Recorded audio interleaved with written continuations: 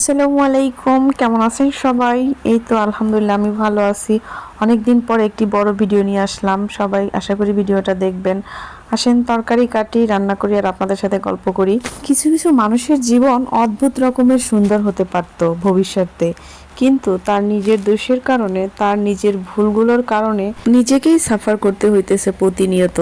এই জন্য আমাদের উচিত প্রত্যেকটা কার্যক্ষেত্রে, যে কোনো কাজ হোক সেটা নিজের জন্য হোক অন্যের জন্য হোক, সেটা কি ভেবে চিনতে তারপরে সেই পদক্ষেপটা গ্রহণ করা। আসলে বেশি সহজ সরল হইলে মানুষ তাকেই বেশি ঠকায়, এমনটাই। আর ভালোবাসাটা সেটা প্রকাশ করার বিষয় ঠিক আছে, কিন্তু এতটাও প্রকাশ করতে হয় না যাতে করে ভবিষ্যতে আমার নিজেরই সেটার জন্য অনুতপ্ত হওয়া লাগে। এই জন্য ভালোবাসলেও কিছুটা হলেও নিজের ভিতরে রাখতে হয়, সবটা প্রকাশ করা উচিত না। অতিরিক্ত কোনো কিছুই ভালো না, অতিরঞ্জিতই হচ্ছে সব দুঃখের মূল। মানুষের জীবন মাত্রই সুখ দুঃখে দুইটাই থাকবে, তাই না? সবসময় যে তুমি সুখে থাকবা তাও কিন্তু না, আবার সবসময় যে তুমি দুঃখে থাকবা তাও কিন্তু না।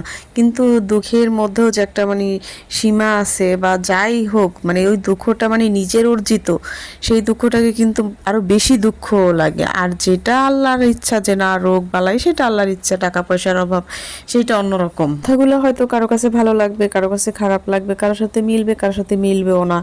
কিন্তু আমি আমার মতো আমি যেটা দেখতেছি, বুঝতেছি, শুনতেছি, ওইটা অনুসারে আমি কথাগুলো বললাম। আমার কাছে জীবনে এইটাই মনে হয়, অতিরিক্ত কোনো কিছু ভালো না। সেটা যাই হোক, যেই সম্পর্কের ক্ষেত্রেই হোক, অতিরিক্ত এটা আসলেই কোনো কিছু ভালো বয়ে আনে না। জীবনে ভালো থাকতে হলে, জীবনকে ভালো রাখতে হলে, এমনকি নিজেকে ভালো রাখতে হলে নিজের ভিতরে একটু গাম্ভীর্য থাকতে হবে। গাম্ভীর্যটা থাকলেই হয়তো তুমি সবার কাছে গ্রহণযোগ্যতা পাবে।